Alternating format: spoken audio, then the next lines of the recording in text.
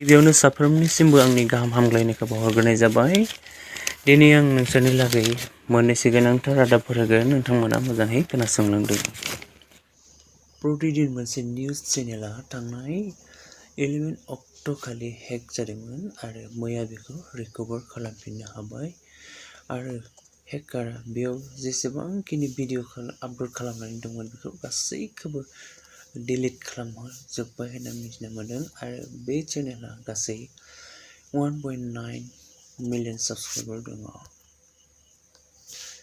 पृथ्वीराज मेथ्सआ बे साननैसो ससियेल मिडियायाव गोसारबाय दङ आरो बेनि बागै डेपुटि चिफ बिथाङा बुंदों पृथ्वीराजआ समाजाव जेबो जायगा गैया आरो बिथाङा एसेबो भेलुनि मानसि नङा आरो बिथाङा ससाइटियाव बेजों खोथा बुंलायनानै सासे नांलायहोग्रा सुबुंसो होननानै बुंदों आरो बिथांखौ पुलिस केस होनोबो जेबो गोनांथि गैया आरो एरेस्ट खालामनोबो जेबो गोनांथि गैया होननानै बुंदों। मानो होनोब्ला बेखौ एरेस्ट खालामोब्ला बेखौ मोनसे मुंदांखा बानायनानै मान होनायसो जागोन होननानै बिथाङा बुंथियो। तेलेंगानायाव सोरबा गुबुन पार्टिनि मानसिफोरा एबा गुबुन मानसिफोरा जेपि नाड्डानि मंखरसालि बनायनानै बिनि सावगारिखौ बेबायदि लागायनानै दोनदों आरो बिजेपिनि पार्टिफोरा बेखौ गोजोननाय मोनाखै, बेनि हेंथायै बिथांमोना एक्सन लागोन होननानै मिथिनो मोननाय जादों। इन्ड'नेसियायाव थांनाय साननैसोनि सिगां 99 गथ'फोरा सिराप लोंनानै जिउ गोमानांबाय होननानै खोनानो मोन्दों। बेवहायनो दासाननैसो इन्ड'नेसियायाव सिरापफोरखौ बन्द' खालामनाय जाबाय होनना मिथिनाय जादों। इन्डियाया पाकिस्तानाव क्रिकेटखौ गेलेहैया होननायनि बाथ्रायाव पाकिस्तानाबो फैगौ बोसोरनि क्रिकेटखौ इन्डियायाव गेलेफैया होननानै बुंथिदों आरो इन्डियानि मिनिस्टार अफ स्पर्ट्स बिथाङाबो बुंदों बेनि बागै जेबो गुबुननिफ्राय खोनासंनो जेबो गोनांथि गैया होननानै बुंथिदों। हारियानायाव सासे सुबुङा सासे पुलिसखौ गोबारै बुदों आरो बे सुबुङा सानै सुबुंखौ बाइकजों एक्सिडेन्ट खालामदोंमोन आरो खालामनायखौ बे पुलिसआ बुंनायनि थाखाय बिथांखौ जोबोद बुदों होननानै रादाबखौ मोननाय जादों आरो बेनि हेंथायै एक्सन लाबाय होननानै मिथिनो मोननाय जादों। दिल्लीयाव बम बेरहोनायनि जेबो एलाउड गैयैनि थाखाय जायानो बमखौ बा बायदिसिना जोंब्लावनाय खारैनि जायानो बाहायो बिथांमोना बाहायनायखौ हमनानै मोनोब्ला बिथांमोनखौ 6 मान्थ्स साजा होनाय जागोन आरो 200 रां जुरिमानाबो लानाय जागोन होननानै मिथिनो मोननाय जादों। इउपिआव डेंगु बेरामा जोबोद गोसारनानै दङ होननानै रादाब मोनदों आरो बेनिखायनो डाक्टरफोरनि सुटिखौ बन्द' खालामनानै होबाय होननानै मिथिहोनाय जादों।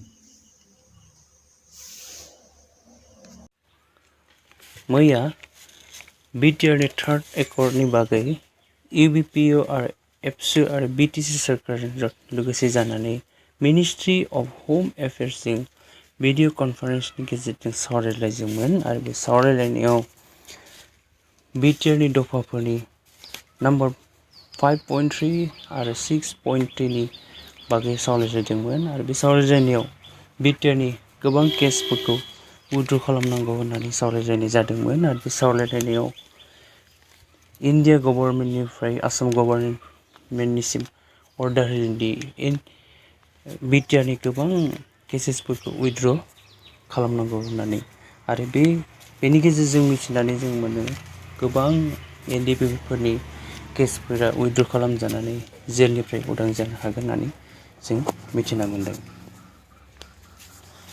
हेमन्त बिश्व शर्माया जायफोरानोखि हायार सेकेन्डारि एग्जामखौ फार्स्ट डिभिजन खालामनो हायो बिथांमोना स्कुटि मोननो हागौ होननानै सिगाङावनो फोसावखानाय दंमोन।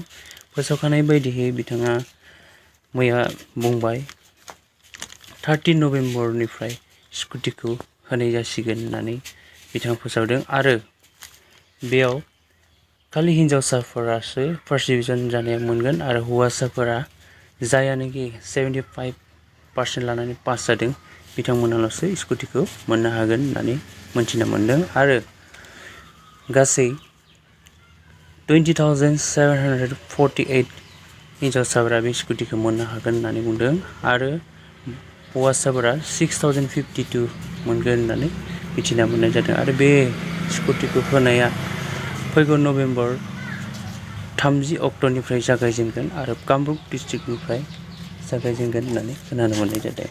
इउक्रेन आरो रासियानि दावहाया दासिमबो जोबनानै थाङाखै आरो बिसोरनि दावहाया बांसिननिफ्राय बांसिन जालांगासिनो दं आरो गोबां सिलिंखार जाजोबदों होननानै मिथिना मोननाय जादों आरो मैयाबो रासियाया इउक्रेनखौ आरोबाव गाग्लोबबावदों होननानै मिथिना मोननाय जादों। गोबां गिदिर गिदिर मिसाइलफोरजों मेन जायगायाव गोनांथार जायगाफोराव बेरफ्रुहोदों होननानै मिथिना मोनदों आरो रासियाया आवग्रिना लानाय जायगाफोरखौ सारेन्डार खालामना होनो थाखाय बिथांमोननिसिम इउक्रेनियानसिम बुंदों नाथाय बिथांमोनाबो एंगारा होननानै रादाब मोननाय जादों। किम जं उन नर्थ करियाया साउथ करियानिसिम जोबोद फायरिं होदों, जोबोद खाथारनाक बमफोर फायरिं होदों आरो बिथांमोनाबो फायरिं होदों होननानै खोनानो मोननाय जादों आरो खोनानो मोननाय बायदिब्ला नर्थ करिया आरो साउथ करिया आरो जापान बिथांमोननि गेजेराव जोबोद झमेला जागोन होननानै मिथिनो मोननाय जादों। From 12:30 on Wednesday afternoon, North Korea fired around the continent, sending rounds toward the sea. South Korea's joint chiefs of staff said भिडिअखौ नायजोबनायनि थाखाय साबायखर बावहरनाय थाबाय आरो भिडिअखौ मोजां मोनोबा लाइक खालामदो, कमेन्टबो खालामदो आरो मानसिफोरनो शेयार खालामदो। Thank you for वाचिं।